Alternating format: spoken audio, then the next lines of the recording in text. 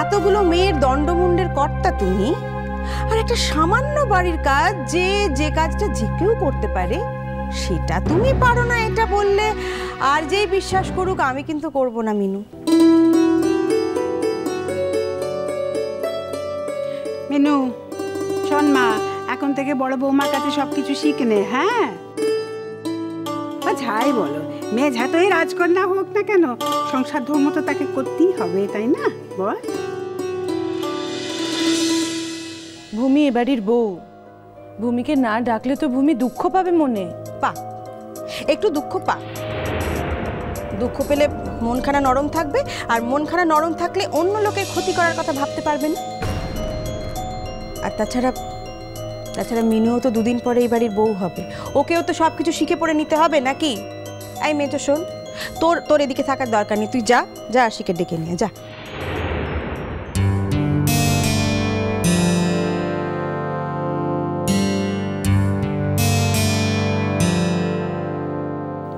ও মিনু, যাও না একটু কাপড়খানা নিয়ে এসো, সিঁদুর আলতা সবকিছু এখানে গুছিয়ে রাখো। মেজো, তুই আর দেরি করিস না, তাড়াতাড়ি এই জায়গায় এইসব কাজকর্মগুলো মেটাতে হবে। তুই এখানে দাঁড়িয়ে থাকিস না তো, যা আরশিকে ডেকে নিয়ে যা।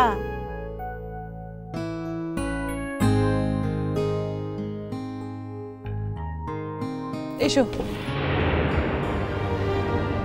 ওকে নিয়ে তো চলে এলাম। তোমরা কি রেডি? তোমাদেরই ডাকতে যাচ্ছিলাম, আমরা একদম রেডি।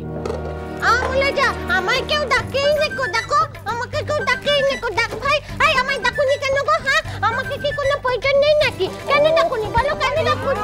বড় বৌমা এটা ব্যাপারটা কি বলে দেখে নে। হ্যাঁ, বাড়ির আসল মানুষটিকে ডাকা খোঁজে করনি কো? আচ্ছা মা, খুব ভুল হয়ে গেছে, আমার অন্যায় হয়ে গেছে, আমি কান মুলছি নাক মুলছি, আর কখনো হবে না। আমায় এবারের মতো ক্ষমা করে দাও ঠাকুর। নেকো সৃষ্টি একেবারে, এই কান মুলছি নাক মুলছি খালি করতে লিখতে। যা খুব বদমাশ। আমার মিনু ভালো, মিনু খুব ভালো। হ্যাঁ, মিনু আমাকে সন্ধ্যেবেলায় শান্তি করতে দেবে বলেছে বিকেলে সাজি গুজি দেবে বলেছে। শান্তি পেলুম বাবা, শান্তি পেলুম। মিনুর উপর ভর করেছে গো, মিনুর উপর ভর করেছে। মিনু দেখ, এখন থেকে তোকেই ঠালা সামলাতে হবে বলে দিলুম।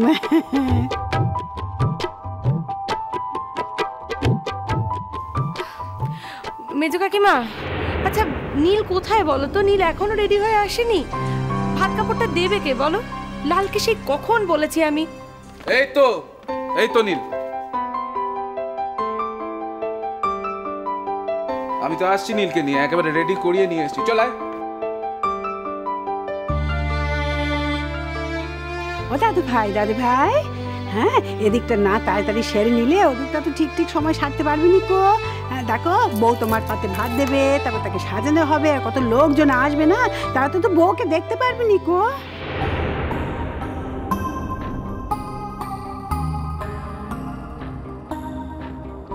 ও নীল চলে আয় বাবা, আয় এদিকে আয়। দাদু বাড়িতে? এই যে মহারাজ। হ্যাঁ বলো মেজদা। এরপরে বলছো হ্যাঁ বলো মেজদা? কি হয়েছে সেটা তো বলবে। ছোটন, তুমি তো একটা কাজের দায়িত্ব নিয়েছিলে, সেটাও ঠিক মতন করে উঠতে পারলে না। হ্যাঁ, এই জীবনে তো কিছুই শিখতে পারলে না। একটা পুরো জীবন শুধু হাওয়ায় গা ভাসিয়ে কাটিয়ে দিলে। হ্যাঁ, কেন মেজো ঠাকুরপো? ছোট ঠাকুরপো আবার কি করলো? আবার কি করলো মানে? আবার কথাটা আসছে কোথা থেকে? ও তো সব সময় চিরকালই কিছু না কিছু করছে, করেই যাচ্ছে ও। এই যে যারা নিরামিষ খাবে, যারা দুপুরবেলায় নিরামিষ খাবে, তাদের জন্য তো আলাদা করে পনির আনার কথা ছিল। পনির আনার কথা ছিল তোমার?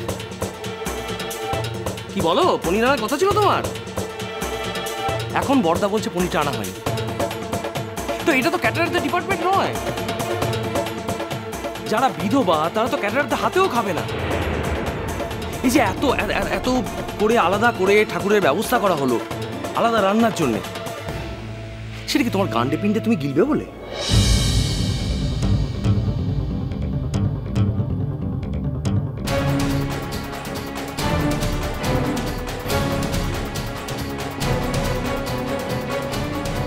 কথাটা এইভাবে একবারই লোকের মাঝখানে না বলে তো একটু ভালো করেও বলা যেত মেজো ঠাকুরপো।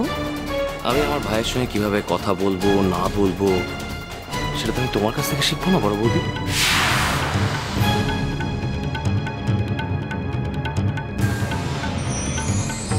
দেখছিস তো মিনু, আমার ছোট ভাইটাকে কেমন ধারা খোয়া করতেছে। হ্যাঁ, সবসময় এমন ধারা কথা বলে, সবসময় এমন ধারা কথা বলে। তুই কিছু বলতে পারছিস না? হ্যাঁ, 2 দিন পরে না তোর স্বামী হবে, বল কিছু।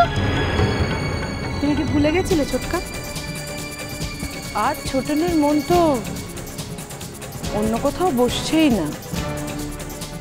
ছোটন তো এই জায়গা ছেড়ে অন্য কোথাও যেতেই চাইছে না আজকে।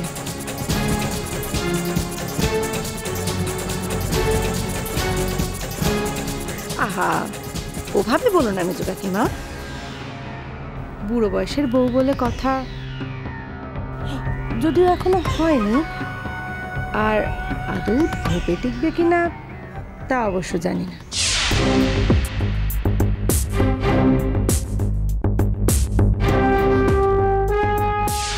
এই, তখন থেকে খালি অলক্ষণে কথা বলতেছে। তোর বাদ তোর ধপে টিকছে, টিকছে তোর বাদ।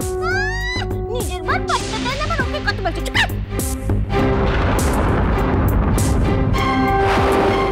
এখানে সঙ্গের মতো দাঁড়িয়ে না থেকে যেখান থেকে পারো জোগাড় করে আনো না। যাও না, যাও জোগাড় করে আনো, যাও। আমাকে তো পল্টু বললো, ছোটনদা তোমাকে যেতে হবে না, আমি যাচ্ছি। ও বললো তুমি সকাল থেকে এতবার বাজারে যাতায়াত করছো, আমি বরং গিয়ে ওটা নিয়ে আসছি। আমি সেই জন্যেই পল্টুকে আনতে দিলাম। পল্টু যদি ওটা না আনবে জানতাম তাহলে তো আমি নিজেই, আমি যেতে চেয়েছিলাম। পল্টুই আমাকে ওরকম বললো, তাই জন্যে আমি যেতে পারলাম।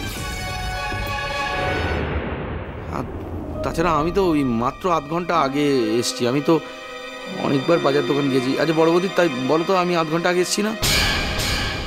তাহলে সেটা এলো না কেন শুনি? ফলো আপটা কে করবে? ছোট, তুমি কি সারাক্ষণ ধরে গায়ে হাওয়া লাগিয়ে বেড়াবে? এখানে হাওয়া খেতে এসছো? মেজকা, তেমন যদি দরকার হতো তাহলে তো আমাকেও বলতে পারতে।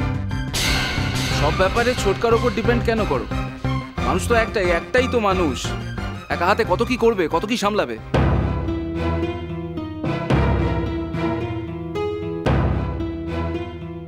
তবে তো কোনো নাম নেই, কোনো নাম নেই। সব সময় শুনতে হয় কিচ্ছু জানে না, কিচ্ছু করে না, মোটে কিচ্ছু করে না। তোমাদের যখন এত গায়ে লেগে যায় ওকে কিচ্ছু বললে, তখন ওকে তো ভালো করে শেখাতে পারো তোমরা।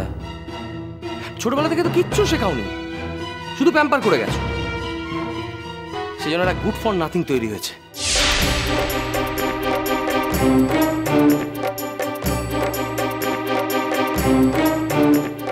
সত্যি বলছি, যদি আমি জানতে পারতাম যে পল্টু ওটা আনেনি তাহলে। শোনো ছোটন, পল্টু পল্টু বলে তুমি কি বোঝাতে চাইছো? পল্টু আমার ভাই বলে কি তুমি তাকে ফাঁসাতে চাইছো নাকি?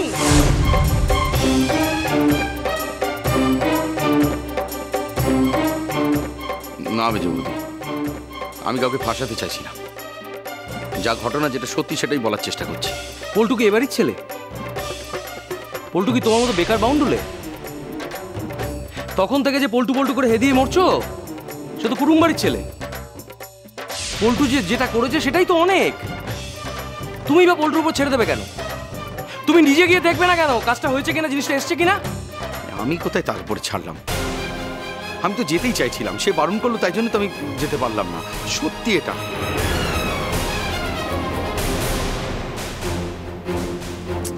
আহা, তখন থেকে তর্ক না করে যাও না, এতক্ষণে তো বেরিয়ে যেতে পারতে তুমি জিনিসটা আনতে।